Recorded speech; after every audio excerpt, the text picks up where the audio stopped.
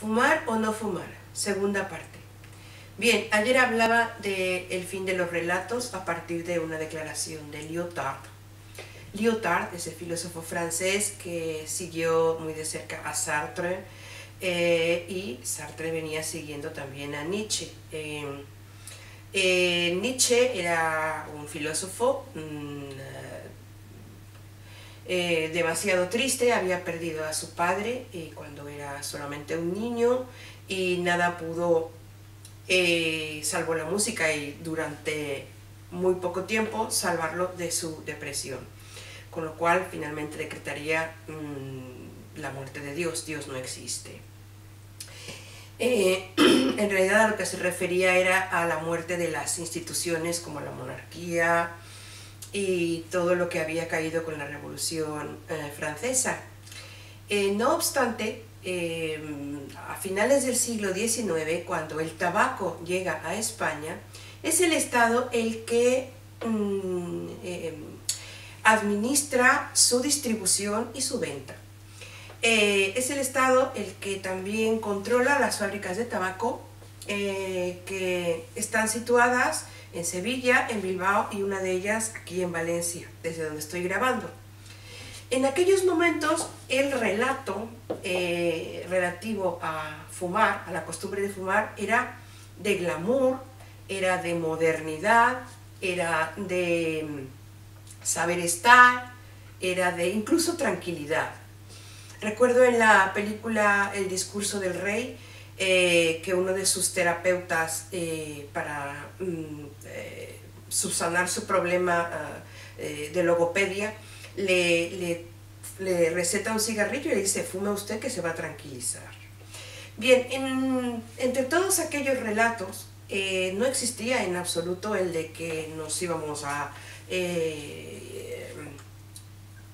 convertir en una masa de enfermos de cáncer de pulmón.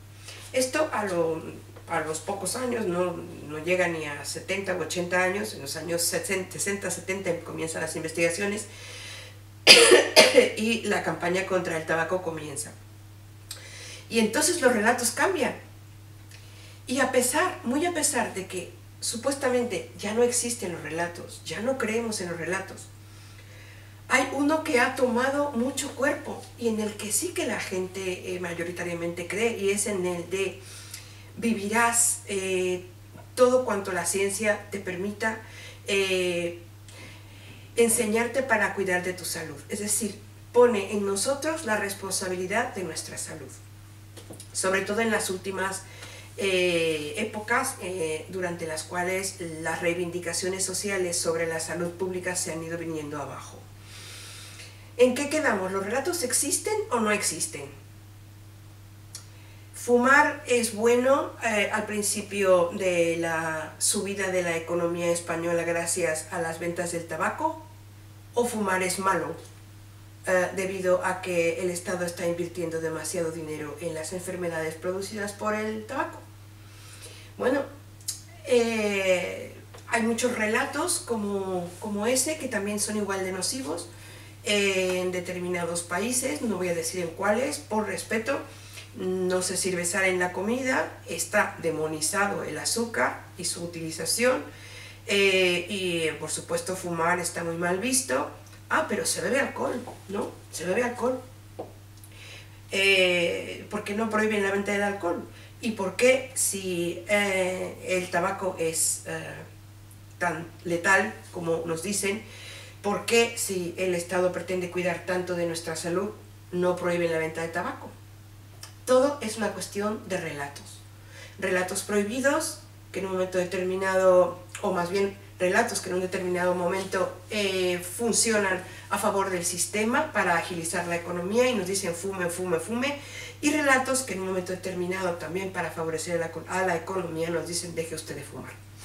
Así que bueno, esta era una cuestión sobre los relatos y sobre lo que implica creer en algo que nos cuentan, en algo que nos dicen y que nos está manipulando de un lado o del otro. Como decía yo ayer, yo prefiero elegir seguir fumando. Tampoco no quiero hacer una apología del tabaco, y vuelvo a recalcar que fumar es un error histórico. Dentro de solamente 100 o 200 años se reirán de nosotros por lo estúpidos que hemos sido al caer en el consumo del tabaco. Pero bueno, es la época que a mí me ha tocado vivir, y es la época en la que yo tengo que contar lo que está sucediendo y quizás elaborar una hipótesis que os haga pensar. Bueno, muchas gracias, y si os ha gustado este vídeo, por favor,